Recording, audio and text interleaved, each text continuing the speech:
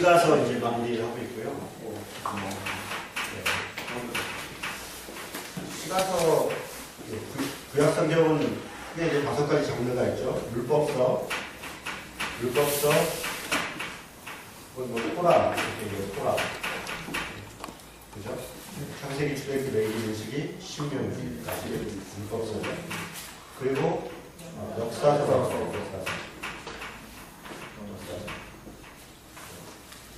여러 개 있죠, 그렇죠? 그리고 선지서 혹은 예언서. 같은 말이죠. 율법서, 역사서, 선지서, 그리고 시가서. 또 뭐가 있을까요? 뭐가 있었죠? 뭐 빠졌나? 4가지가 그래요, 그죠? 네. 그 중에 우리가 여기까지 다 공부를 했고요. 네, 시가서 5권. 시가서 5권은 이제 욥기, 시편, 잠언, 전도서, 아가서. 욥기는 족장 시대라고 말씀드렸었죠. 네. 아브라함, 이삭, 야곱 이럴 때 이제 배경이 있고요.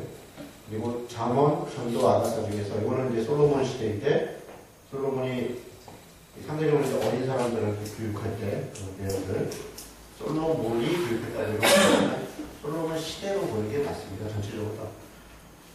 그리고 아가서 이거는 젊을 때 사랑 이야기. 아가서 좋았죠. 네. 아가서 재밌어요. 그리고 전도서 노년의 이제 인생을 돌아보면서 인생을 이런 것이다. 전도서는 특히 이제 이렇게 쉬운 성경이나 세번역 성경이나 혹은 이렇게 요즘 메시지 성경 있잖아요. 그런 거를 읽으면 참 좋아요. 그래서 누구 이렇게 친구한테 성경 한번 읽어봐라 할 때 전도서를 먼저 권하는 것도 괜찮아요. 전도서에는 뭐 무슨 별렇게 어렵죠. 읽어보면 이렇게 읽는 사람이 되게 감동을 받아요. 정말 전도서 이렇게 많이 줘봤어요. 좋으면 전도서를 읽고 사람들이 다 관심을 갖다고 야 성경이 이런 내용이었냐 이렇게 한 것이 있습니다. 자, 오늘은 이제 우리가 시편을 볼 텐데 시편이 일단 양이 많아요. 150편이잖아요. 그래서 이거를 제가 한 편 한 편 이렇게 쭉 공부를 하면 시편만 가지고도 한 학기, 1년 내내도 할 얘기가 많아요. 그리고 시편은요, 이 구약성경 전체 내용을 다 가지고 있어요. 시편 안에는 율법도 있고요. 조금 이따 더 이제 구체적으로 얘기할 텐데, 시편 안에는 율법도 있고, 또 시편 안에 역사도 있고요. 또 창조 이야기도 있고, 또 뭐 기타 이런 여러 가지 것들이 그 성경의 전체적 내용이 다 시라고 하는 형식으로 다양한 형식으로 다 포함되어 있는 게 시편이에요. 그래서 시편만 150편까지 이렇게 잘 공부를 해도 성경 전체 내용을 충분히 이해할 수 있어요. 그리고 신약 성경에서 구약 성경을 인용할 때 가장 많이 하는 시편입니다. 그 다음에 이사야서고요. 그러니까 시편을 가장 많이 신약 성경에 인용을 했다는 것은 신약 백성들이 시편을 많이 알고 있었다는 거예요. 시편을 중요하게 생각했고 왜 그랬냐면 모든 예식과 무슨 제사와 이럴 때 노래를 하잖아요. 그게 시편이에요. 그러니까 시편에 있는 것들이 그냥 시 따로 노래 따로가 아니라 우리도 누가 시 써놓은 거에다가 곡 붙이면 그게 찬송가가 되고 뭐 찬양이 되고 그렇잖아요. 그러니까 당시에 어떤 행사를 할 때 특히 역대기에 보면 다윗이 이제 이렇게 제사제도를 만들어요. 그래서 노래하는 자, 뭐 찬양하는 자, 뭐 기타 이렇게 여러 가지 이렇게 그 성전하는 그 부류들을 다 정리를 하는데 그때 이제 찬양단도 만들고 찬양에 대한 여러 가지 것들을 만들어요. 그러니까 그 찬양단들이 불렀던 노래가 시편입니다. 그래서 이 시편 안에는 여러 가지 악상 기호들이 있어요. 지금은 그걸 잘 이해가 안 되는 악상 기호들이에요. 그냥 신학자들이 연구를 해봐서 이게 악상 기호인가 보다 이렇게. 우리는 지금 뭐 안간테리, 포르테리, 이렇게 뭐 그런 얘기를 하잖아요. 뭐 리타르드 안도니 뭐 그러면 뭐 점점 빠르기니 뭐 빠르기니 느리기니 여기서는 뭐 이렇게 탁탁 끊어서 그걸 뭐라 그래요? 스타카토라 그러나요? 뭐 그런 거 이렇게 찍혀 있으면 그걸 뭐 탁탁 이렇게 불러라 뭐 이런 거잖아요. 그런 식으로 여기 나오는 어떤 언어들이 그런 악상 기호들이에요. 그러니까 노래를 부를 때 혹은 시를 읽을 때 그런 이제 변화를 주라고 하는 것들이에요. 그래서 근데 지금은 정확히는 잘 몰라요. 그게 어떤 그 것인지 잘 모릅니다. 그런데 그런 것이다 이런 느낌들은 가지고 연구를 많이 해놨어요. 자, 오늘 시편을 둘러볼 텐데 시편이라는 말 자체가 이제 이 히브리어로는 테일림이래요. 테일림인데 테일림이란 말이 사실 찬양의 노래거든요. 우리 시편 145편을 보고 있습니다. 시편 145편을 보면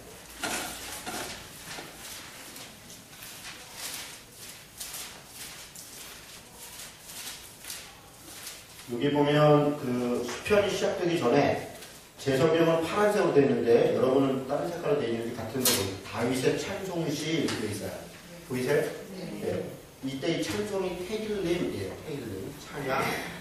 그러니까 이 다윗의 찬송시라고 하는 건 요게 유일해요.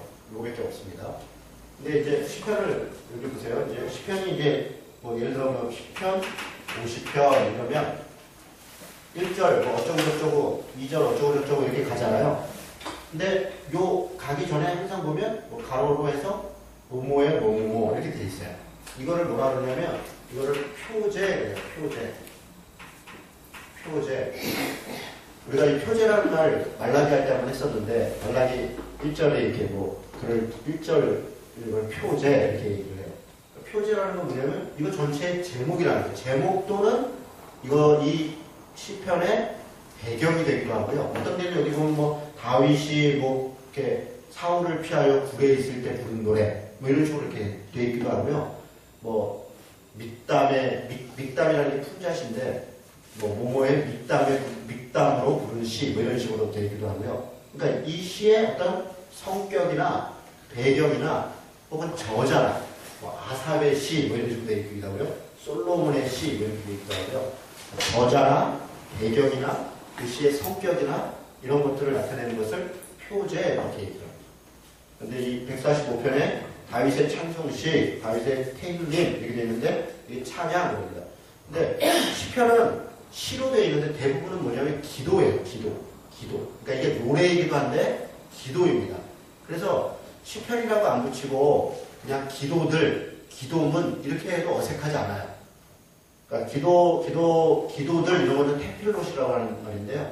테필롯 안 그러고 테일림 그러는 것은 당시에 이스라엘 사람들이 하나님께 기도하는 것도 사실은 이렇게 우리는 간구를 많이 생각하지만 찬양을 많이 생각해요. 하나님께 우리가 이렇게 올려드리고 그래서 찬양을 이렇게 향기라고 그러고요. 찬양을 이렇게 연기. 그러니까 우리가 이제 요한계시록에서는 찬양을 하고 무슨 대접의 향기 담아서 그 올라가는 그러니까 그렇게 이렇게 하나님께 바치는 이렇게 그래서 뭔가를 우리를 자꾸 끌어내리려고 하는 하나님의 것을 이렇게 끌어내리려고 할 때 기도를 사용하잖아요. 그런데 기도라고 하는 사실 큰 의미로 우리의 마음을 이렇게 울리는 그래서 기도를 찬양으로 많이 생각을 했고 찬양이 또 기도이고 그래서 우리는 찬송과 기도를 따로 생각하잖아요. 그런데 찬양을 부르면서 그게 기도가 되는 거예요. 그래서 때로는요 우리가 성경 구절을 가지고 기도하는 것 아주 좋고요. 뭐 예를 들어 이제 산상수 같은데 복 있는 사람은 아비의 길을 이런 시편이군요. 네. 지금 제가 졸린가 보네요. 우리 산상수에 보면 팔복천을 드리는 거예요. 그래서 심령이 가난한 자는 복이 있다. 그렇죠? 그러면 천국이 저희 거예요. 하시면 하나님 제 심령이 가난하게 해주시고 천국이 제 소유가 되게 하시며 뭐 이렇게 이제 말씀을 가지고 쭉 팔복을 가지고 쭉 기도해가면서 기도할 수 있죠. 그러니까 이렇게 이런 식으로 말씀 자체를 붙잡고 이렇게 그 말씀을 기도 삼아서 기도할 수 있는데요. 찬송도 그래요. 어떤 찬송들은 정말 너무 좋거든요. 우리가 이렇게 하고 싶은 이야기를 누군가가 시인이 혹은 어떤 정말 감성이 뛰어난 분들이 또 신앙과 영성이 있는 분들이 이걸 이렇게 짧은 표현으로 쭉 해놓은 거잖아요. 오늘 집을 나서기 전 기도했나요? 우리는 그런 문구가 안 나오는 거예요. 누군가 널 위해 기도하네.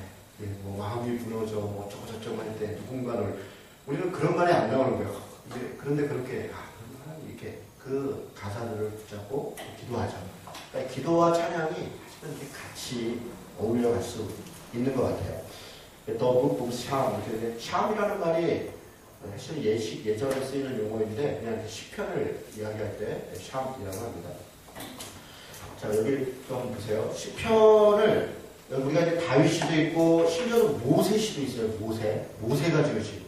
근데 아니 이런 시들이 다 어떻게 150편으로 해서 이렇게 하나의 시로 한 권을 이렇게 만들어졌을까? 언제?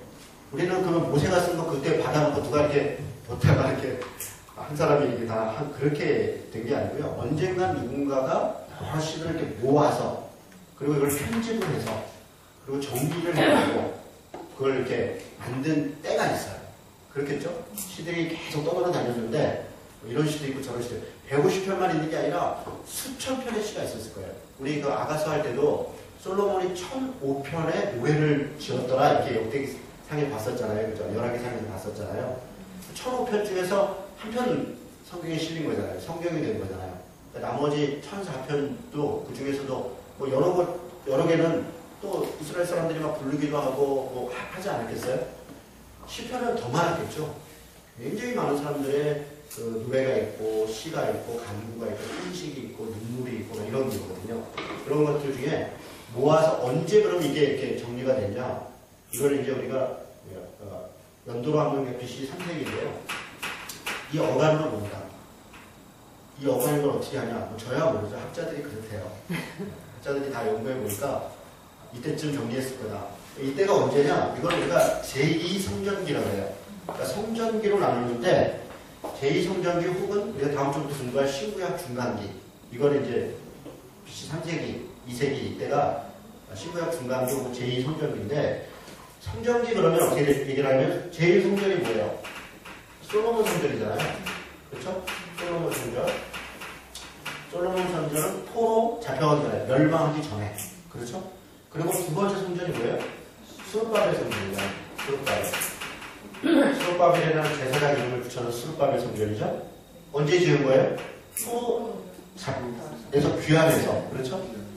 그리고 세 번째 성전이 뭐냐면 헤롯 성전입니다. 헤롯 성전. 예수님 시대이죠. 예수님 시대. 그래서 요 스룹바벨 성전에서 헤롯 성전 요 사이를 제2성전기, 헤롯 성전 이후를 제3성전기, 솔로몬 성전에서 스룹바벨 성전까지를 제1성전기 이렇게 나눠요. 그래서 요 성전을 중심으로 나눕니다. 그래서 우리가 요 사이에 정리가 됐다. 그러면 대체로 BC 3세기 내지는 2세기입니다. 신구약 중간기를 얘기해요. 근데 왜 이때 정리가 됐냐? 이때는 고통의 시대야. 다음 주에 우리가 신구약 중간기를 공부해 나갈 텐데 고통과 눈물의 시대입니다. 암흑의 시대예요. 하나님이 떠나 있는 것처럼 느껴지는 때이고 외세에 의해서 고난을 당하고 내부적으로 부패가 극에 달하고요. 그러니까 백성들의 삶은 고통과 고난이 있어요. 눈물이 있어요. 그러니까 의지할 것은 하나님밖에 없어요. 그들이 계속 하나님을 생각하고 하나님을 의지하려고 하고 거기에 간구하고 거기에 원망하고 원망도 많아요. 심지어는 저주도 해요. 우리는 기도할 때 누구 저주 안 하잖아요. 그냥 하나님이 사랑하게 해주시겠잖아요. 우리 여기 보면 저주시들 있는데요. 그 사람 그냥 가다가 우리 이렇게 길거리 가다가 차에 쳐 죽게 해주세요. 이런 식이에요. 애를 낳아도 아주 그냥 이런 거를 막 오죽하네. 그런 고통과 고난이 그런 사람이나 혹은 집단으로부터 오니까 하나님의 정의를 구하는 거예요. 그때 사람들의 마음은 내가 이런 고통, 저 사람들 저렇게 해서 안 된다. 그러니까 하나님께서 벌 심판해달라. 이런 이제 것을 노래로 하고 기도로 하고 그런 것들이 많이 있어요. 그런 것들을 정리하면서 당시 시대의 사람들한테 시편을 통해서 뭐냐면 용기를 주고 싶은 거예요. 믿음을 주고 싶은 것이고 간구를 통해서 하나님을 바라볼 수 있게 하고 그런 정리들을 하는 내용들이 시편의 내용들입니다. 그래서 쭉 보시면 이제 나중에 그런 저런 내용들이 있구나. 우리는 한 편 한 편 공부하니까 이 전체를 훑어보지도 않고 한 편 한 편 이렇게 보니까 이런 전체 맥락은 잘 모르는 경우가 많은데요. 이렇게 전체를 이렇게 보면 이게 이해가 됩니다. 자, 그 다음에 본격적으로 이제 구성 살펴보기 전에 대체적으로 이제 개인의 시 같은 것들이 있어요. 개인이 하나님께 탄식하거나, 개인이 하나님께 감사하거나, 개인이 하나님을 찬양하거나, 이런 식이에요. 그런데 가만히 보면 그것도 꼭 개인만의 것은 아니에요. 그게 이제 개인의 노래를 통해서, 그 개인의 시를 여기다 왜 넣겠냐고요. 그 어떤 개인의 노래나 탄식이나 기도를 왜 성경이라고 하는 시편을 정리할 때 거기에 넣겠어요. 그게 전체에게 의미가 있으니까. 무슨 말인지 이해가 되세요? 개인의 기도이지만 그게 다른 사람에게도 해당이 되는 거예요. 다른 어떤 것들에 또 비유가 되는 것이고 간구가 되는 것이고 그러니까 넣은 거예요. 그래서 이걸 어떤 개인의 기도, 누구의 찬양 이렇게만 보는 게 아니라 이 시대 사람들의 눈물, 이 시대 사람들의 간구 이렇게 공동체적인 그런 적용들이 있어요. 그래서 시편의 모든 기도와 모든 찬양 이 내용들은 사실은 다 공동체적이에요. 전부 다 그런 내용들을 가지고 있습니다. 자, 시편은 총 5권으로 되어 있어요. 이게 무슨 얘기예요? 시편은 한 권인데 150편 한 권인데 왜 5권? 여러분 오늘 뭐 이미 알고 계신 분도 계시겠지만 시편 안에 이미 권수가 구별되어 있어요. 한번 볼까요? 1편에서 41편인데 41편을 한번 해보세요. 41편 41편 끝머리하고 42편 사이에 뭐라고 되어 있어요? 제2권 이렇게 되어 있죠. 이렇게 구분되어 있어요. 총 5권까지 1권, 2권, 3권, 4권, 5권 이렇게 어떤 그 형식이나 혹은 어떤 내용이나 어떤 흐름에 따라서 권별로 묶어놨어요. 그런데 그 권을 마무리할 때 이제 전체 권을 마무리한다는 특징을 어떻게 했냐면 1권 41편 뒤에 보면 13절이거든요. 13절 같이 한번 읽어볼까요? 자, 시작. 이스라엘의 하나님 여호와를 영원부터 영원까지 송축할지어다. 아멘 아멘. 이게 권이 끝났다는 표시예요. 그러니까 하나님을 찬양한다. 하나님을 송축한다. 아멘. 이렇게 딱 끝나요. 자, 다른 데도 한번 가볼까요? 여러분 72편을 보면 되겠죠? 72편. 72편에 보면 19절에 보면 그 영화로운 이름을 영원히 찬송할지어다. 온 땅에 그의 영광이 충만할지어다. 아멘 아멘. 이새의 아들 다윗의 기도가 끝난다. 이러면서 2권이 다 끝나요. 이렇게 사인을 다 주고 있어요. 3번도 한번 보죠. 89편 끝에 보면 여호와를 영원히 찬송할지어다. 아멘 아멘. 그러니까 성경에서 이렇게 뭘 2번 반복할 때는 진실로 그렇다는 거예요. 진실로 그렇다. 그러니까 아멘이라는 말이 무슨 뜻이에요, 여러분? 아멘. 지금 왜 교회 오면서 아멘을 잘 부르거든요. 근데 이게 정말요, 우리는 너무 익숙하잖아요. 할렐루야, 아멘, 뭐 은혜, 뭐 복음, 구원, 뭐 영성의 어떤 거 이렇게 정확하게 이해는 안 돼도 다 이렇게 서로 쓰는데 전혀 지장이 없잖아요. 그런데 처음 교회 온 사람들이 이게 되게 낯설어요. 근데 우리는 그냥 당연하고 있어요. 당연하게. 근데 이렇게 하나하나 이렇게 요거를 좀 가르쳐 줄 필요도 있어요. 아멘이란 말 진실로 그렇다. 근데 이게 진실로도요, 사실 그냥 우리말로 번역하면 예예요, 예. 여호와를 찬양할지어다. 예, 알겠습니다. 예, 그렇습니다. 이런 정도예요. 예, 그렇습니다. 예, 알겠습니다. 이런 이야기가 아멘입니다. 근데 그런 것을 2번 반복했다. 진짜 그렇다. 그런 의미죠. 자, 그 다음에는 106편이네요. 106편 한번 볼까요?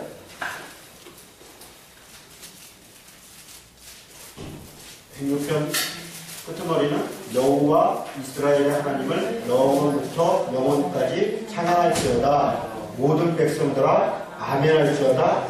할렐루야. 여러분 우리는 할렐루야 되게 익숙한데요. 이 할렐루야라는 말이 시편 외에 나오는 게 제가 알기로는 없어요. 어디 그런 생각나는 거 있나요? 제가 알기로 없어요. 그런 건 혹시 있나? 아마 없을 거예요. 할렐루야는 시편밖에 안 없어요. 그것도 시편 끝머리에 있습니다. 특히 5권에만 있어요. 5권 앞쪽에는 없어요. 지금 이 4권 끝머리에 할렐루야가 나오는 거는 사실은 5권이 시작되는 대한 그 사인이에요. 사인. 할렐루야라는 말이 무슨 뜻인지 아시죠? 할렐루야. 하나님을 찬양하라. 하나님을 찬양하라. 원래 발음상으로는 이제 어떤 데는 할렐루야, 어떤 데는 알렐루야 그래요. 그래서 알렐루야는 뭐고, 또 어떤 사람도 놀렐루야 그러는데 알렐루야는 뭐고 할렐루야는 뭐냐 같은 거예요. 우리가 여호와 야훼 역시 발음 차이예요. 근데 아마 발음상으로는 알렐루야 쪽이 조금 더 가까울 거예요. 그러니까 이제 누가 이제 할렐루야 많이 하니까 공부 많이 하는 분이 좀 이제 난처하려고 원래는 알렐루야야 이러면서 이제 알렐루야 쓴 거죠. 그러면 이제 이건 좀 더 있어 보인다. 있어 보이려고 이렇게 번역한 거예요, 사실. 할렐루야 하나, 알렐루야 하나, 뭐, 똑같아요. 이해가 되시죠? 네, 할렐루야. 자, 그리고 5권. 5권은요, 통째로 다 할렐루야예요. 150편까지. 특별히 150편 끝으로 한번 보시죠. 다 할렐루야 속으로 진행이 되다가 맨 마지막, 정말 이제, 우리 150편을 한번 다 같이 한번 읽어볼까요? 우리가 이거 뭐 많이 읽죠. 노래도 되고 그런데요. 자, 한번 읽어보겠습니다. 할렐루야, 그의 성소에서 하나님을 찬양하며 그의 권능의 궁창에서 그를 찬양할지어다. 그의 유하신 행동을 찬양하며 그의 지극히 위대하심을 따라 찬양할지어다. 나팔 소리로 찬양하며 비파와 수금으로 찬양할지어다. 소고치며 춤추어 찬양하며 현악과 춤소로 찬양할지어다. 큰 소리 나는 재금으로 찬양하며 높은 소리 나는 재금으로 찬양할지어다. 호흡이 있는 자마다 여호와를 찬양할지어다. 할렐루야. 보시죠. 왜 시편이 할렐루야로 끝나는가? 굉장히 신학적 의미가 있습니다. 왜냐하면 1편서부터 이 앞에 1, 2, 3, 4번이 점점 어떤 고통을 호소하고 탄식을 이야기하고 눈물을 이야기하고 이런저런 그런 이야기들이 쭉 전개돼요. 그러나 마지막에 끝날 때는 할렐루야로 끝난다는 거예요. 그 모든 아픔과 눈물과 고통과 그런 시름과 그런 여러 가지 간구들이 하나님이 들으시고 하나님이 개입하시고 하나님이 영원한 나라 가운데 혹은 이 땅 가운데 우리에게 할렐루야로 이끌어 주실 것이다. 그러니까 희망으로 끝나는 거예요. 사실 성경은 절망으로 끝나는 게 아닙니다. 곳곳에서 절망을 얘기하고 때로 고난도 있고 아픔도 있지만 결국 성경이 우리에게 얘기하는 것은 하나님이 살아계시고 그 가운데서 영원한 승리가 있고 영원한 감사가 있다. 그것을 이야기하려는 게 사실 성경 전체의 주제예요.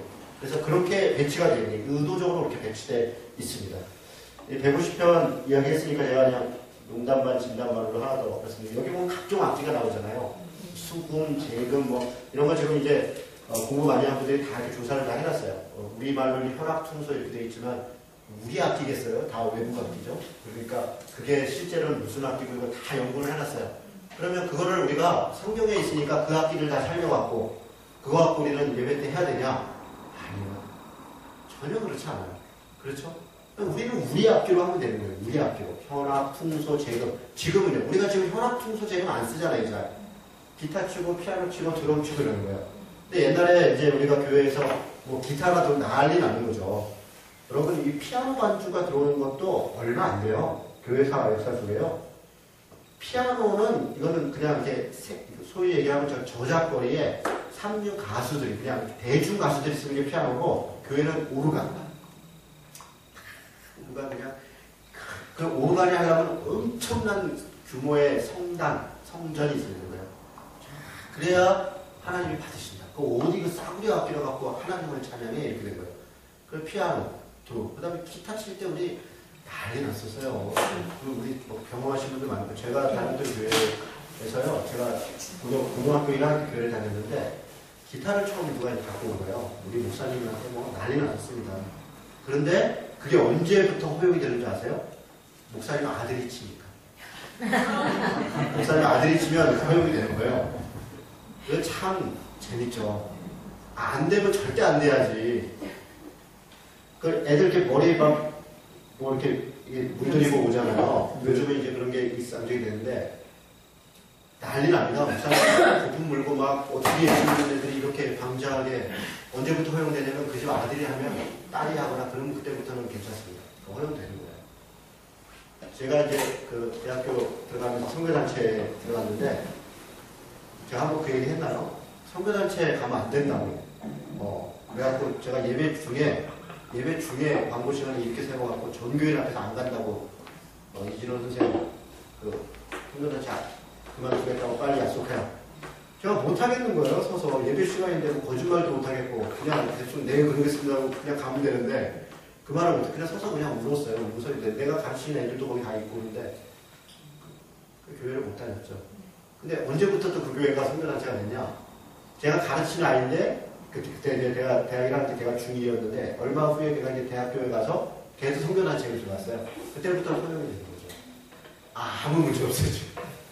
이게 얼마나 웃겨요. 그러니까 이게 소위 교리라고 하는 거, 교회에서 이래야 된다라고 하는 게 사실은 귀에 걸면 귀 고리고 코에 걸면 코 고리게 너무 많아요. 그러니까 본질이 아닌 것에 대해서 목사나 누구 몇 사람의 취향이에요. 혹은 자기 해석이에요. 그걸 그냥 강요해요. 여러분 주일날은 그런 얘기까지 하면 또 너무 퍼진다. 이 정도만 하고 이제 정리를 하겠습니다. 주일날은 정장을 입어야 되니까 그냥 편하게 입고 와도 되니까 어떠세요? 편하게 입어도 되죠? 정장을 또 입는 것도 의미가 있어요. 그거 어떻게 해야 되냐? 알아서 하면 되는 거죠. 네. 그거는 개인이 선택할 문제이지 교회가 이래야 된다, 저래야 된다 이렇게 할 이유가 없는 거예요. 그런데 문제는 이제 목사님이 앞에서 설교 중에 교회는 거룩한 곳이다. 그렇죠? 교회는 거룩한 곳이다. 하나님을 만나는 곳입니다. 그런데 우리가 어떻게 함부로 하고 갑니까? 우리 다 하면 입고 와야 돼요. 왜? 하나님은 어떨지 몰라도 목사님이 입으라는데 안 입으면 대적하는 것 같잖아요. 괜히 쌈나는 거지. 그건 뭐 붙어보자는 거지 뭐 그런 거. 그게 안 되는 거예요. 그래서 그다음에 갑자기 목사님 생각이 바뀌어서 편하게 입어도 되지 않아. 이런 것도 편하게 입고 있는 거예요. 누구 생각이에요? 목사님 생각이에요. 그게 아무것도 아닌데 그렇게 어떤 율법 이런 찬양 마찬가지예요. 우리는 요즘 뭐 옛날에 뭐 찬양 때는 주민들이 굉장히 힘들어요. 그러니까 문화적 그 다양성. 물론 어른들은 자신들의 시대에 문화가 있죠. 자기 노래가 있죠. 요즘 저는 진짜 애들 걸그룹 뭐 이런 거 일단 못 알아듣겠어요. 저는 일단 못 알아듣겠어요. 제가 우리 애가 맨날 듣고 그래서 나도 한번 들어보려고 이렇게 근데 못 알아듣겠어요. 저는 서태지까지는 내가 알아들었는데 그 외에 또 몇 명도 알아들었는데 요즘 잘 못 알아듣겠어요. 네, 맞아요. 맞습니다. 그런데 뭐 어떡하겠어요. 듣는 거를. 이게 뭐 그거는 선택의 문제지 그게 절대적 문제는 아닌 거예요. 그래서 그런 부분에서 조금 관대할 수 있어야 됩니다. 좀 관대하고 나와 좀 다르다고 해서 그것을 이렇게 하지 않는. 그러니까 우리가 죄를 이 척결하고 우리 안에서 죄를 이렇게 없애는 문제와 문화적 다양성을 존중하는 것과 이걸 잘 구분할 필요가 있습니다. 뭐 10편 150편 하다가 그렇기 때문에 다시 돌아가겠습니다. 지금 첫 번째 뭘 얘기를 했냐면 10편은 5번으로 되있다. 이 얘기를 한 겁니다. 그래서 이 탈무드에 이런 말이 있어요. 우리 한번 읽어볼까요? 여러분 보신 말 강의 안에 다시 읽어봅시다. 시작. 이스라엘 백성은 하나님으로부터 5번의 율법을 받고 하나님께 5번의 찬양을 드렸다. 멋있는 말이죠. 5번의 율법이 뭐예요? 토라, 율법책. 창세기, 출애굽기, 레위기, 민수기, 신명기. 이걸 왜 5번으로 10편을 구분해 놓느냐? 의도적으로 얘기했다는 거예요. 의도적으로. 하나님께서 5번의 율법을, 물론 그 5번이 각각의 다른 내용의 율법은 아니에요. 그렇죠? 전체적으로 보면 레위기가 중심이고, 레위기를 재편한 거고 다 그런 거잖아요. 그런데 5번의 10편을 통해서 하나님이 우리에게 5번의 말씀을 주셨다면, 우리는 그것을 살아가면서 그 감사와 찬양과 간구에 5번을 하나님께 드렸다. 이런 표현이라는 거예요. 그래서 일부러 이렇게 맞춘 거예요. 이건 지어낸 게 아니라 실제 그래요. 실제 그런 의도로 10편을 5번으로 한 겁니다. 아까 말씀드린 것처럼 4권 모두 송명, 찬양 혹은 할렐루야, 뭐 아멘 이걸 끝나고 150편은 전체의 송명인 거예요. 끝나는 거예요. 송명이라는 말이 끝난다는 거잖아요. 그렇죠? 그리고 자 1, 2편을 좀 잘 보셔야 되는데 이 표제가 없어요. 아까 제가 표제 설명했죠? 앞에 이렇게 표제가 있는 표제가 없는 10편이 몇 개 있긴 한데 1, 2편은 이 1편과 10편, 2편은 사실은 10편, 150편 전체의 표제 혹은 서론이에요. 이 전체를 다 설명하는 거예요. 그래서 지금 1, 2편을 제가 좀 자세히 좀 보려고 해요. 내용이 뭔가. 여러분 1, 2편을 잘 이해하면 10편 전체 내용이 일단 기본적으로 이해가 되고 그 안을 다 포함이 되고 사실은 10편, 1, 2편 내용이 결국은 성경 전체의 내용이에요. 그걸 요약했다 봐도 과언이 아니에요. 자, 어떤 내용인가? 여러분들 1편이 우리가 많이 외우기도 하는데 복 있는 사람은 악인들의 길을 따르지 아니하며 죄인들의 길에 서지 아니하며 오만한 자의 자리에 앉지 아니하고. 자, 그런데 1편 1절에 복 있는 사람은 이것은 사실은 이게 아슈레라는 말인데요. 이게 복되도다 이렇게 되는 거예요.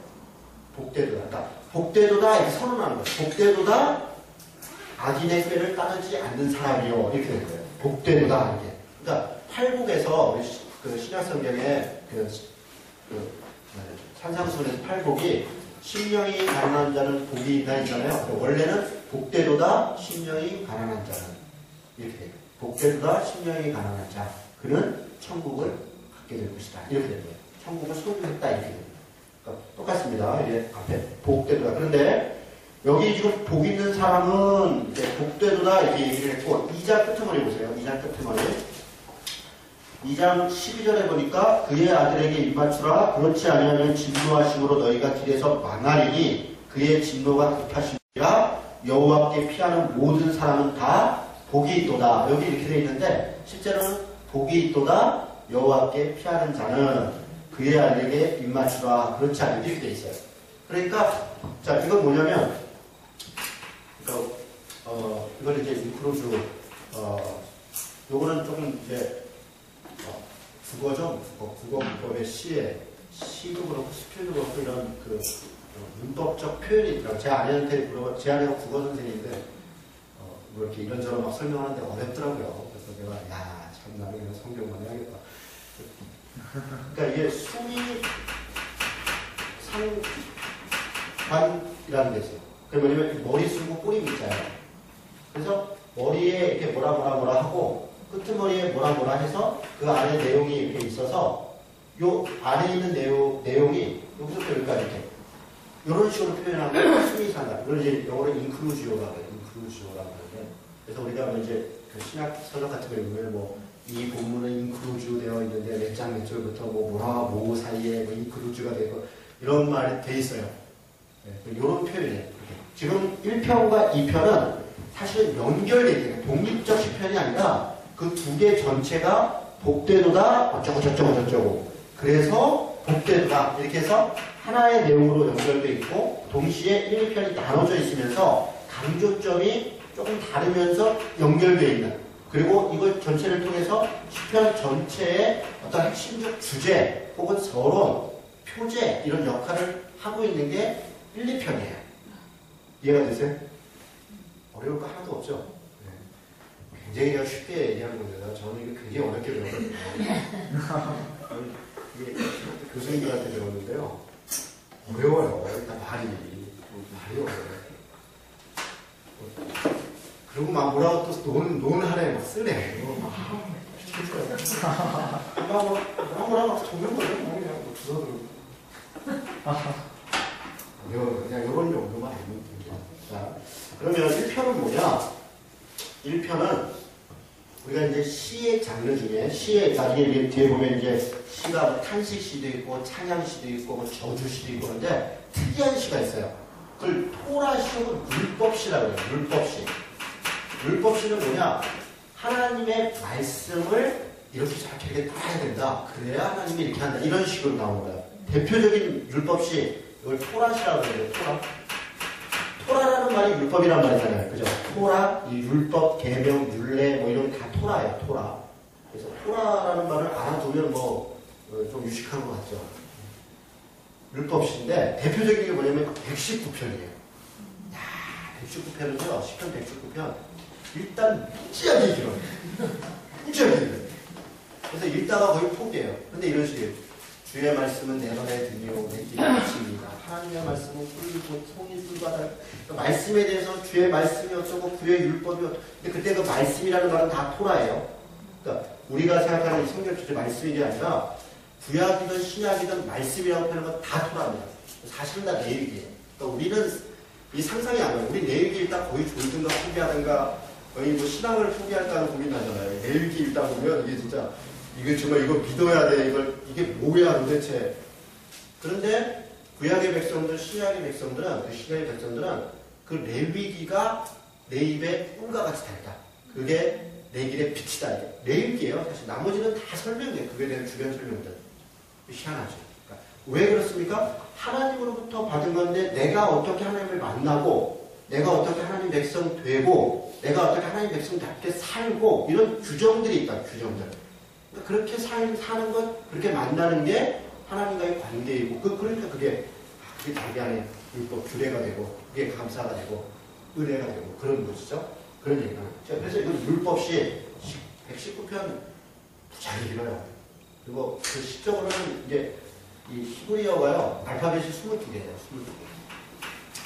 알레프서부터 해서 쫙 해서 오메가까지 22개인데, 이거를 갖다가 알레프 딱 해놓고서 어쩌고 이 A로 시작되는, 영어로 얘기하면 우리는 기억으로 시작되는 뭐, 가나, 짱, 어쩌고 저쩌고, 나가 뒤지라고 했는데, 먹으라고 했는데, 랄랄랄라, 뭐 이런 식으로 그냥 쭉 해서 다시 반복. 이거를 22번을 22번 하고, 22번 반복, 22번 하는 게 시편 119편이에요. 그렇게 운율에 따라서 그렇게. 근데 시편에 그런 게 많아요. 그런 식의 기록되어 있어요. 그러니까 의도적으로 썼다는 거죠. 의도적으로 맞춰서. 그러니까 마치 우리 옛날에 한식, 이렇게, 뭐라 그래요? 우리 차림차림 아실 것 같은데. 시조질 때 이렇게 운율이 있잖아요. 가사 뭐 조금을 그런 식으로 이렇게 다 있다 그래요. 근데 그런가 보다. 에레미야 애가가 이렇게 있습니다. 에레미야 애가가 이 22자 알파벳으로 이렇게 고통을 거쳐 그 시예요. 에레미야 애가가 통째로 다 시입니다. 이렇게 돼 있어요. 우리 성경으로 읽으면 이런 느낌이 안 나죠. 그리고 또 꼭 나야 되는 것도 아니에요. 어쨌든, 자, 그러면 율법식이고, 그럼 이 편은 뭐냐? 이 편은 지혜시라네요.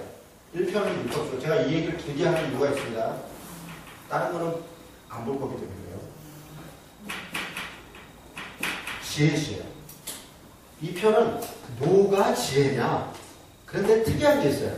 이 편에는 이게 지혜시 또 다른 말로 이걸 군왕시라고 하는데 왕의 등급같이 마치 72편 같은 경우도 군왕시인데 군왕시가 몇 개 있습니다. 그러니까 왕이 이렇게 등극할 때 왕은 이래야 된다. 왕은 저래야 된다. 이렇게 노래한 그런 이야기들이 있어요. 그러면 뭐냐면 군왕이 갖춰야 될 지혜가 뭐냐? 이런 얘기를 하는 게 시편 2편이에요. 그리고 1편은 율법을 어떻게 해야 되냐? 그래서 거기에 제가 이제 결론같이 이렇게 해놨어요. 토라, 율법과 지혜라는 말이 호크마인데, 호크마라는 말 많이 들어갔죠? 호크마의 가르침. 그러니까 삶은 율법과 경건한 지혜에 순종하는 것이다. 어떤 삶이? 믿는 자의 삶이. 그러니까 결국 믿는 자의 삶이라는 것은 율법과 하나님의 말씀과 하나님으로부터 오는 지혜에 순종하는 거예요. 근데 사실 이 지혜는 성령으로 대체해도 됩니다. 어쨌든 여호와의 기름 부은 자를 의지하는 것이다. 왜냐하면 2장 끝에 보면 그의 아들에게 임하주라 그렇지 아니하면 진노하심이 너희가 길에서 망하리니 그의 진노가 급하심이라. 그의 아들에게. 그러니까 메시아를 대해서 이야기를 하고 그에게 순종하는 것이 지혜다. 그러니까 하나님을 순종하고 이 땅까지 하나님의 아들 메시아 그리스도를 따르는 것이 지혜다 라고 이야기하는 게 이 편의 이야기. 그게 지혜다. 그래서 여호와 경험 우리가 여호와를 경외한다. 하나님을 경외해야 된다. 라는 게 뭐냐? 두 가지라는 거예요. 하나는 그의 말씀을 따르는 것이고 그의 율법을 그의 가르침을 따르는 것이고 또 하나는 그의 지혜에 순종하는 것이다. 그의 지혜에. 근데 이 지혜는 두 가지로 보는 거예요. 하나는 성령과 예수 그리스도의 십자가 성령의 인도하심. 이게 사실 성경 내용이 다 아닙니까? 그게 다예요.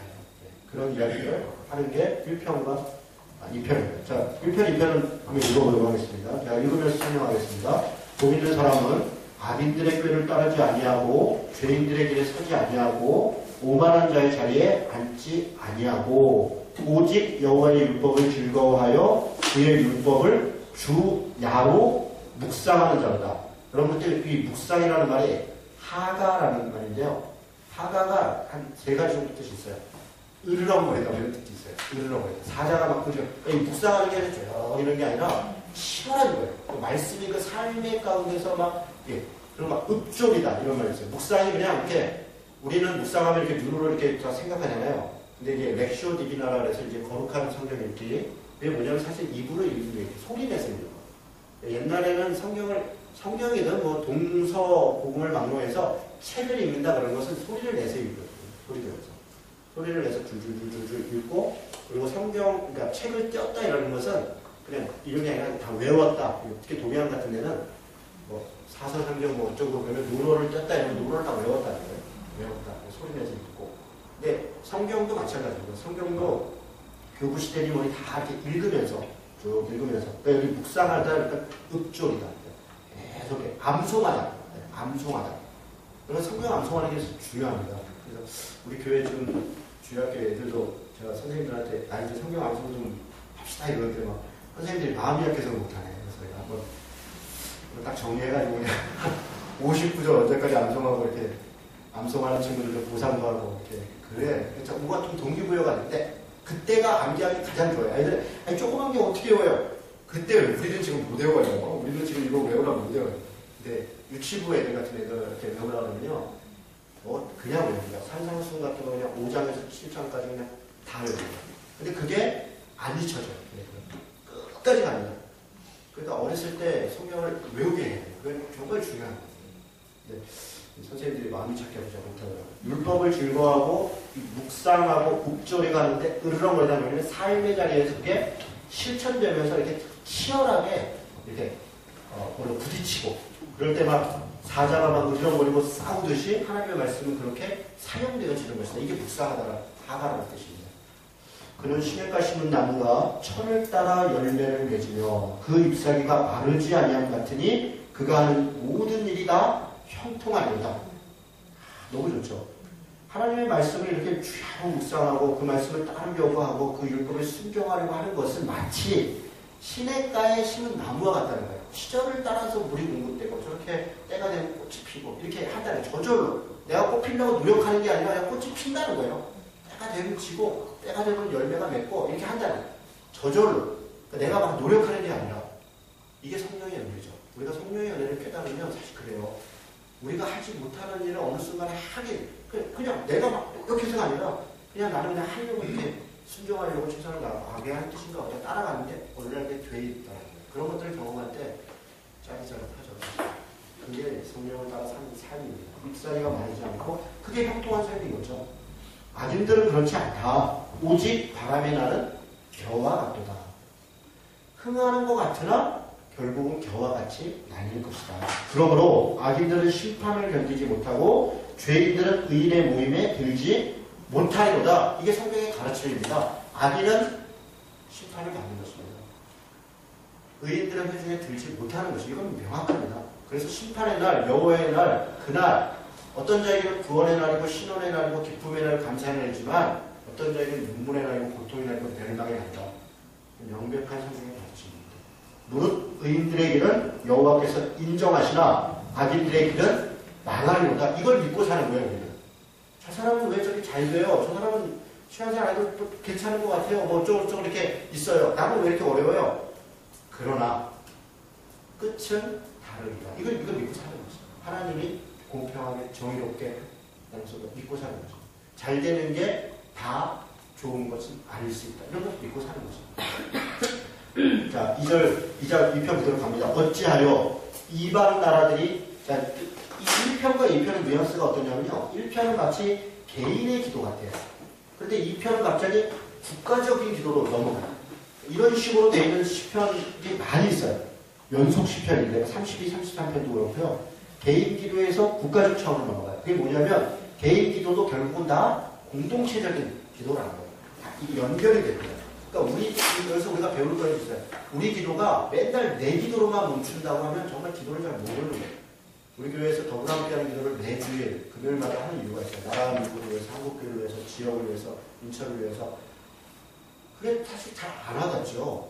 그런데 그렇게 기도가 폭이 넓어지고 통교를 위해서 내 기도, 내 가족, 내 어머니, 내 아이, 내 삶, 이렇게 물론 그걸 기도해야 되죠. 거기서만 머물러 있으면 안 됩니다. 기도는 확장돼야 되고 기도의 폭이 넓어져야 돼요. 어찌하여 이방 나라들이 분노하며 민족들이 헛된 일을 꾸미는가? 세상 군왕들이 나서며 관원들이 서로 꾀하여 여호와의 그의 기름 부은 자를 대적하며 우리가 그들의 맨 것을 끊고 그의 결박을 벗어버리자 하는도다.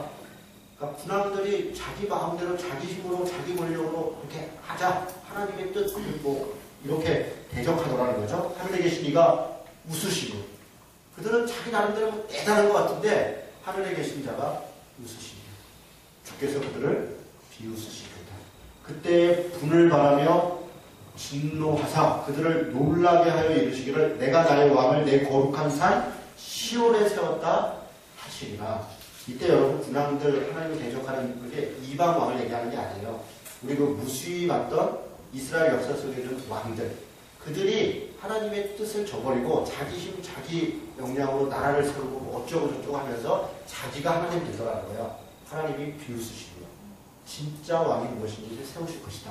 이렇게 얘기하는 것입니다. 내가 여호와의 명령을 전하노라. 여호와께서 내게 이르시되 너는 내 아들이라. 오늘 내가 너를 낳았도다. 내게 구하라. 내가 이방 나라를 내 유업으로 지리니 내 소유가 땅 끝까지 이르리라. 하나님이 세우시는 메시아 왕, 그의 아들은 사실은 이스라엘 민족만이 아니라 이방 나라들까지, 땅 끝까지, 이미 구약이 이방까지 주의 복음이 전파된 것들을 다 예언하고 있고 노래하고 있어요.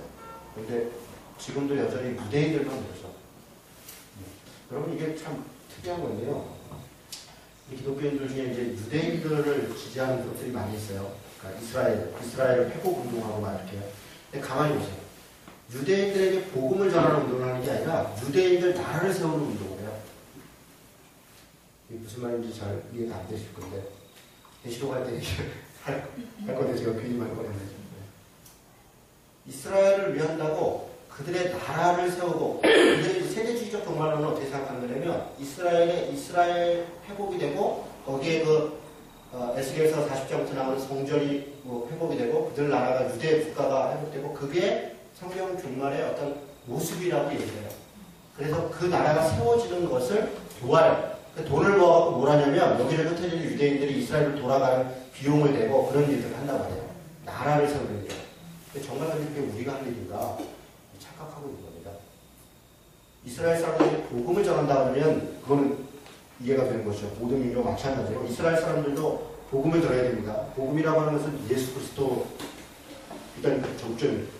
그 일을 위해서 우리가 애쓰는 것은 이해가 되는데 그 나라를 세우는 일에 하는 것을 생각하면서 하는 것은 유대적인 것에 갇혀있는 거죠. 유대인들이 이렇게 갇혀있고 기독교인들이 또 성경을 잘못 이해하면서 그렇게 갇혀있는 거예요.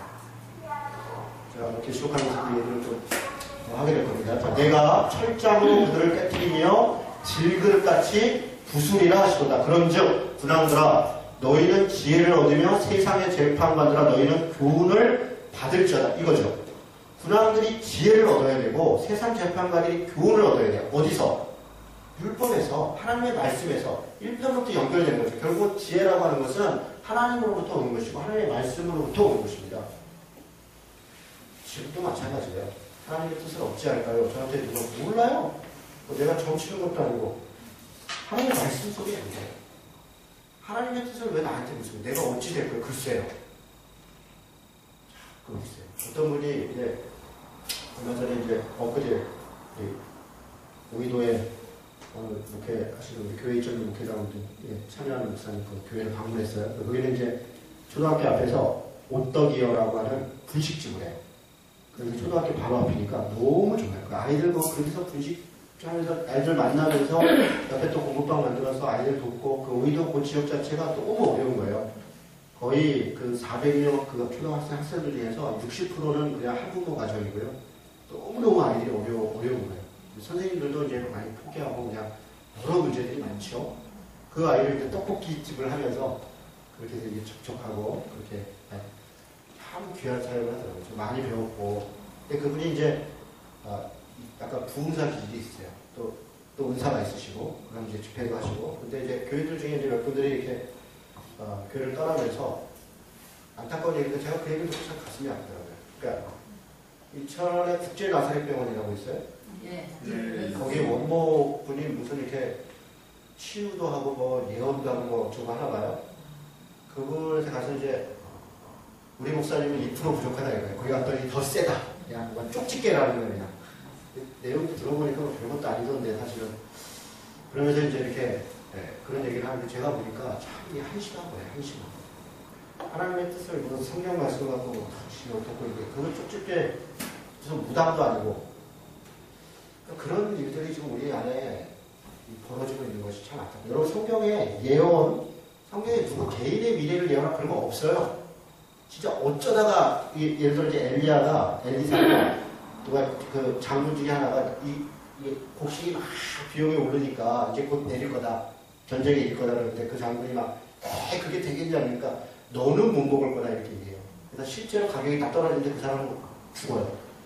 그런 정도. 그런 게 한두 개? 거의 뭐 몇 개 없어요 사실은. 그렇게 개인의 그것도 이제 하나님의 뜻을 어떤 거짓인 것에 대한 징계 이런 정도. 미가야가 이제 뭐 감옥에 있는데 그 대적했던 그 선지자 중에 시디기야라고 그래. 전쟁 끝나고 때 아합도 죽을 거고 너도 죽을 거다 이렇게 그런 정도. 다 찾아봐야 뭐 손가락도 꼽히지도 않아요. 개인 예언한 게 없어요. 다 하나님의 말씀을 지키지 않으면 이렇게 된다라고 하는 국가적 차원의 이야기이고 어떤 전체. 근데 우리는 지금 예언 그러면 무슨 개인, 우리 애가 대학을 어떻게 돼요? 우리 남편이 직장이 어떻게 되겠어요? 뭐 이런 거 없고 그거 뭐 도도도 하고 그냥 뒤집어지고 그러고 앉았으니 이게 무슨 무당들 구타하는 것도 아니고 저는 참 안타깝게 생각해요. 그 예언의 예자도 미래의 예자가 아닙니다. 우리 성경에 쓰이는 예자는 그 원어를 맡을 예자예요. 말씀을 맡은 것. 그 말씀을 전하는 것. 말씀. 하나님의 말씀. 그리고 말씀이 이렇게 신구약이 완성되기 전에 그때는 여러 그 성경들이 있었고 그때 하나님이 때로는 표징으로 보이고 때로는 이적으로 보이고 이렇게 함을 통해서 하나님이 누구신가 그리스도가 누구인가를 보여주는 그 과정이에요. 지금 성경이 완성이 다 된 거예요. 여기다 하나님의 뜻이 어디냐 여기 다 있어요. 100% 여기 있어요. 성경이 뭐 1% 부족하냐 그런 거 없어요. 여러분 성경이 부족해요? 그런 거 없어요. 그래서 계시록의 심지어는 여기다가 더하거나 빼도 안 되는데 이렇게 얘기했다고요. 한 글자 점 하나 더. 왜냐면 히브리어는 점 하나 왜냐면 우리랑 비슷해요. 이렇게 해서 여기다가 점을 여기다 넣고 여기다 넣으면 나잖아요. 점 하나를 어떻게 하냐에 따라서 이게 다른 거예요. 그런 점 하나를 넣고 빼는 거 이런 거 조심해야 된다. 이 정도로 끝났다 이렇게 얘기를 하는데 아니 이게 100% 다 줬는데 뭐 1, 2%뭐 어디가 부족하냐고요. 1, 2%를 채우려고 가져가는데 받는 것도 아니에요. 내가 그 하나님 뜻을 받아갖고 얘기한다는 사람들이 뭐 이렇게 틀리는 게 많아요. 뭐 이렇게 틀리는 게 많아. 그리고 하나님이 도대체 뭐가 되냐고요.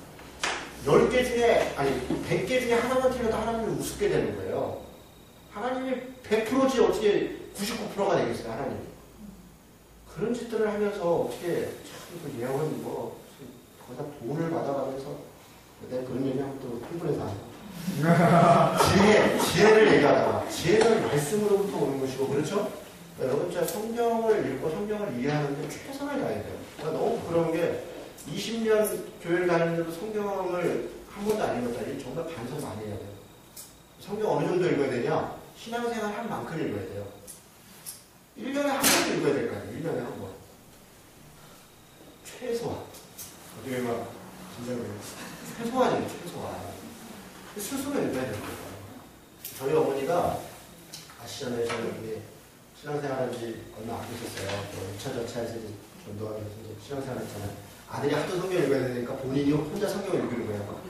그래서 얼마 안 돼 성경을 읽으셨어요. 읽다 보니까 이게 뭐 많이 어렵잖아요. 그래서 옆집에 신목교회 권사님이니까 이분이 날마다 기도하러 가자고 그래서 제가 오늘 같이 가서 기도도 하시고 그러시라고 이렇게 했어요. 근데 성경이라 보니까 권사님이니까 같이 가서 권사님 요게 이게 무슨 말이에요? 그랬더니 권사님이 깜짝 놀라갖고 이렇게 그걸 왜 나한테 묻냐고 성경을 왜 나한테 묻냐고 목사님한테 묻냐고 오 우리는 그런 거 묻냐고 그 어머니가 이제 나한테 와서 무슨 성경 읽으면 안 되냐? 아니요 읽어야죠. 네. 성경 읽고 굉장히 야단 맞았다고 왜 그 성경을 함부로 읽으려고 하고 막 그래요. 여러분 뭐가 이상하죠? 이상하죠. 근데 되게 그래요. 이게 참 이상하더라고요. 요즘은 성경 공부하면 다 신천지라고 해요. 제자 훈련을 해야 돼. D12나 G12나 뭐 알파나 이런 거 해가지고 성경을 이렇게 무식하게 좀 이렇게 뭐 번호로 공부하는 건 대단히 무식한 이거 신천지죠. 뭐. 그래서 신천지 소리 많이 듣잖아요. 오죽하면 CBS에서 더한 공동체는 신천지 교회가 아닙니다.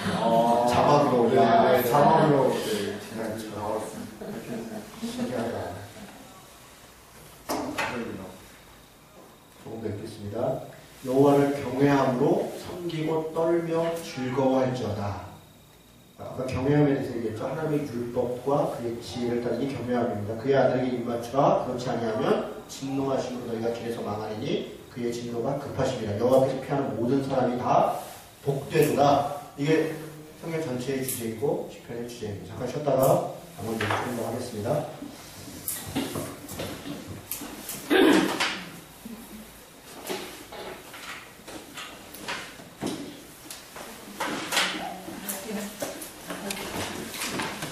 네, 기본 내용을 제가 한번 정리를 해봤는데요.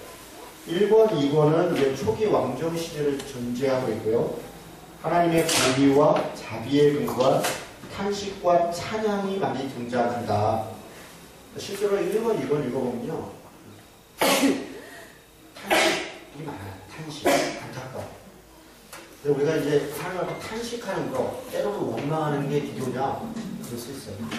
근데 내 안에는 막 탄식이 있고 안타까움이 있는데, 감사해요, 행복해요, 이런 별로 안 좋아요. 우리 자식들도 막 애가 분명히 안 되고 겉으로 이러면 제가 그 때문에 저럴까 오히려 더 걱정스러워요. 내가 어렵나 그냥 하나 진짜 속상해요. 이렇게 진짜 그 사람이 나한테 그러죠.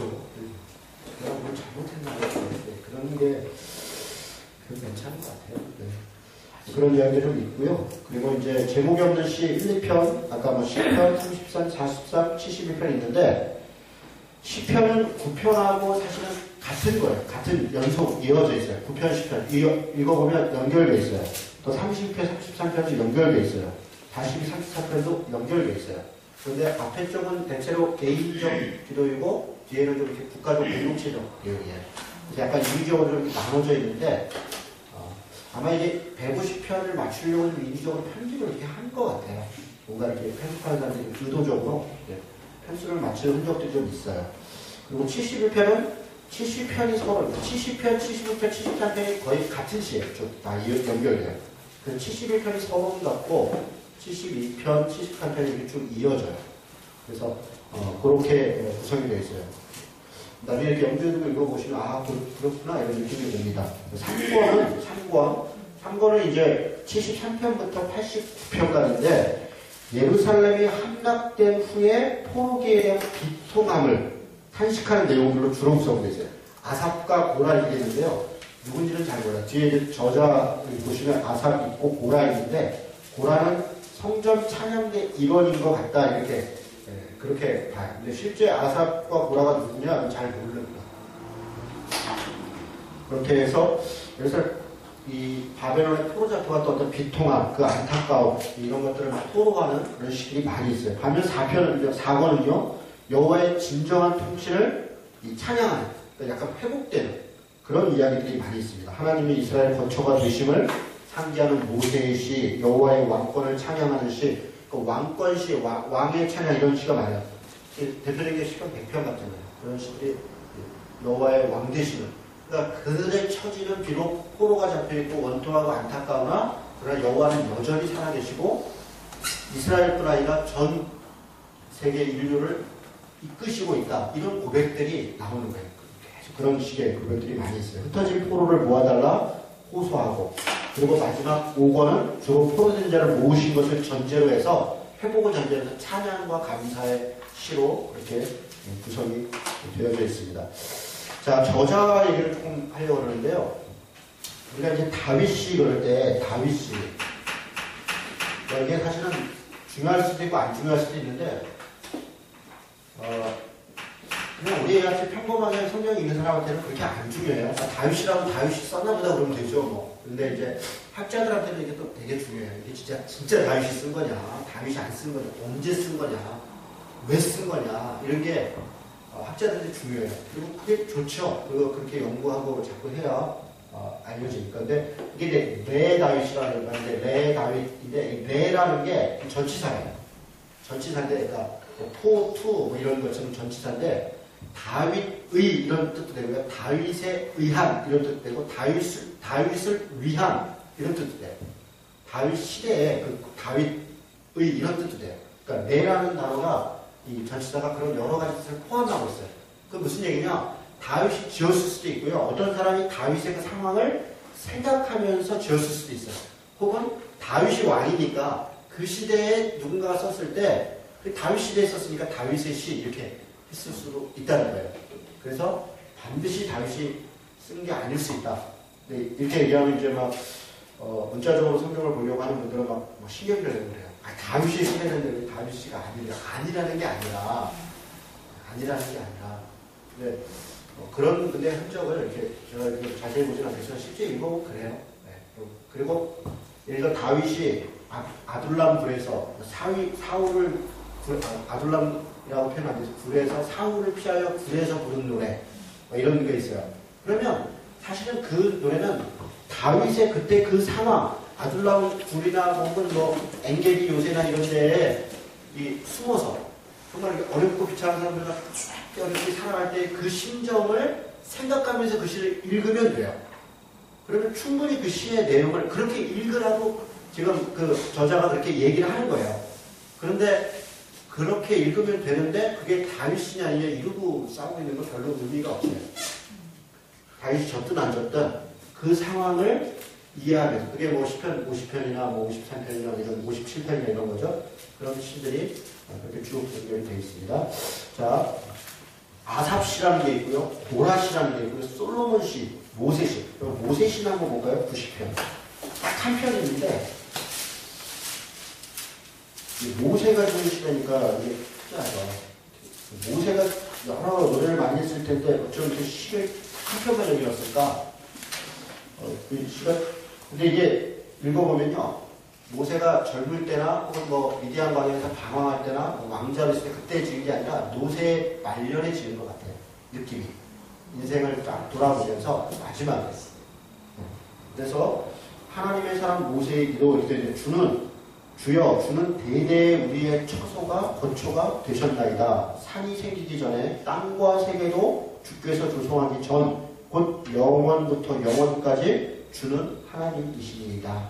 주께서 사람을 티끌로 돌아가게 하시고 말씀하시기를 너희 인생들은 돌아가라 하셨으니 주의 목전에는 천년이 지나간 어제 같으며 밤의 한순간 같을 뿐이니이다.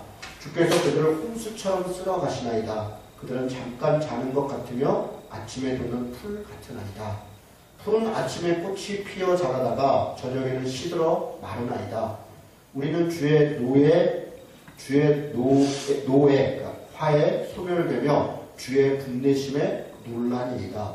주께서 우리의 죄악을 주의 앞에 놓으시며 우리의 은밀한 죄를 주의 얼굴빛 가운데서 두셨사오니 우리의 모든 날이 주의 분노 중에 지나가며 우리의 평생이 순식간에 다하였나이다. 우리의 연수가 70이요 강건하면 80이라도 그 연수의 자랑은 수고와 슬픔뿐이요 신속히 가니 우리가 날아가나이다. 그러니까 노년에 이렇게 인생을 쭉 돌아보니까 이게 세월에 그냥 날아다닌 것처럼 지나갔더라는 거고 참 이런 표현들 정말 저도 요즘 날아가는 것 같은데 못 죽겠어요. 그래서 이런 어르신들 이제 다 인생 사시면서 야 벌써 다 됐냐 이런 느낌이 드셨겠죠. 누가 주의 노여움의 능력을 알며 누가 주의 진노의 두려움을 알리까. 우리에게 우리 날 계수함을 가르치사 지혜로운 마음을 얻게 하소서. 우리가 끝이 있다는 걸 알고 인생을 이렇게 정말 귀중하게 한 해 살아가라 그런 의미겠죠. 여호와여 돌아오소서. 언제까지입니까? 주의 종들을 불쌍히 여기소서. 아침에 주의 인자하심이 우리를 만족하게 하사 우리를 일생 동안 즐겁고 기쁘게 하소서. 우리를 괴롭게 하신 날수대로 우리가 화를 당한 연수대로 우리를 기쁘게 하소서. 주께서 행하신 일을 주의 종들에게 나타내시며 주의 영광을 그들의 자손에게 나타내소서. 주 우리 하나님의 은총을 우리에게 내리게 하사 우리의 손이 행한 일을 우리에게 견고하게 하소서. 우리의 손이 행한 일을 견고하게 하소서. 그럼 이 우리의 손이 행한 일을 두 번 반복하잖아요. 그러니까 이 땅에서 열심히 살아가고 우리가 애쓰고 하는 것들을 하나님께서 소멸치 않으시고 그걸 사용하시고 그걸 이루시고 그런 고백이에요. 그리고 16절에 주께서 행하신 일을 주의 종들에게 나타내시며 주의 영광을 그들의 자손에게, 그러니까 우리가 서로 열심히 일하고 행하고 하는 것들이 사실은 이 땅 가운데 또 우리 자손들에게 의미 있게 전달되고 또 그를 간구하는 그런 기도죠. 모세기도 이렇게 읽어보면 참 인생이 이렇구나 이런 생각 들고요. 그렇습니다. 자, 구분이 있는데요. 구분 다시 강연으로 와서 여러 용어들이 있어요. 뭐 미즈모리 이거는 이제 순수시, 그러니까 이 미즈모리 뭐 이렇게 표제에 나오는 것들이에요. 표제 뭐 어쩌고 저쩌고 미즈모리 뭐 어쩌고 저쩌고 이러면서 식가요 이런 것들 음악 쪽 용어인 것 같은데 무슨 뜻인지 잘 몰라요. 쉬르 이건 노래시라는 의미인 것으로 이렇게 저희들이 얘기를 많이 하고 맞쓰기라는 것은 교훈 이건 이제 잠언할 때 그 용어하고 거의 같은 용어입니다. 잠언이라는 거 맞쓰기. 영상시, 밑담, 풍자시, 태필화, 주도시, 팽라, 찬양시, 라하지키르, 탄원시 등등등 이런 식의 히브리 말인데 어떤 장르를 얘기하는 것 같고요. 네, 그런 식의 이야기입니다. 형식상 탄원시, 찬양시, 지혜시, 감사예배, 민족예가 등등 있고요. 내용상 토라시, 제왕시, 창조시, 예언시, 회계시 등등 여러 가지 것들의 종류가 있습니다. 넘어가겠습니다. 소사님, 기타, 앞에 보면 무슨 표제 같은 데 보면 무슨 소사님으로, 무슨 깃김에, 무슨 부른 노래, 이런저런 이야기들이 있어요. 그리고, 맞쓰기, 인도자를 따라 현황에 맞춘 노래. 그때 그 인도자는 뭐냐면, 지금으로 얘기하면 찬양대 지휘자 같은 거예요, 지휘자. 그러니까 그런 식으로 되어 있는 거는 무슨 인도자를 따라 뭐를 했다 그러면, 그게 이렇게 예식에서 다 함께 부르는 어떤 노래를 누군가가 이렇게 인도자가 있었고, 그렇게 불렀다 이런 의미입니다.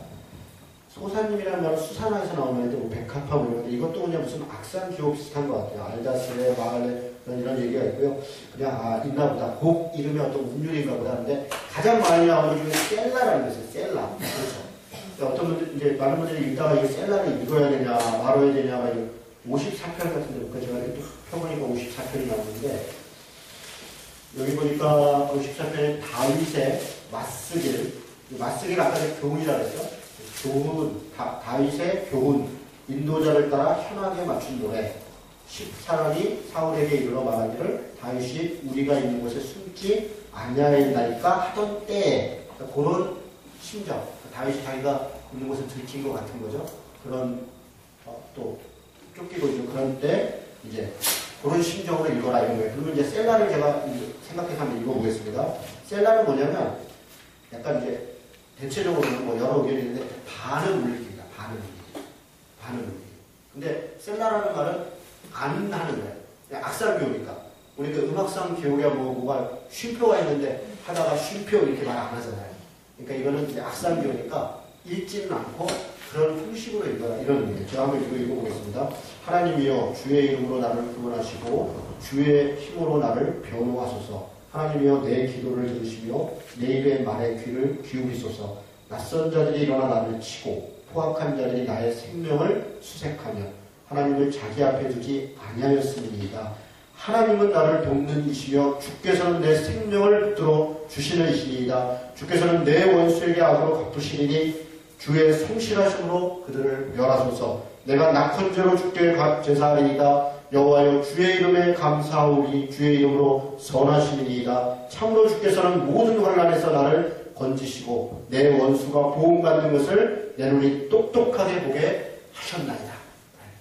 약간 이렇게 반응만 올려도 그 앞에 부분은 하나님 내가 이렇게 어려워요 힘들어요 그런데 주께서 우리를 함께 하실 거다 이런 느낌이 딱 오잖아요. 그죠?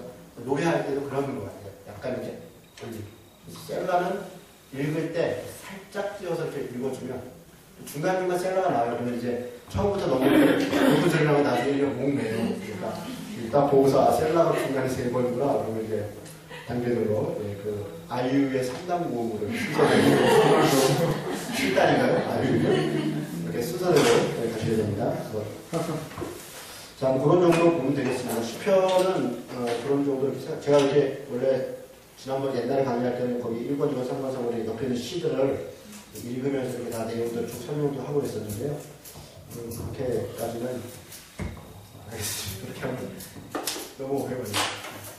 자, 혹시 시편이든 오늘 시간이 좀 있으니까요. 시편이든 시가서든 그동안 우리 생각으로 했던 것 내용이든 평소에 어떤 신학적 주제이든 질문이거나 이렇게 하실 말씀 있으면 조금 더 하죠.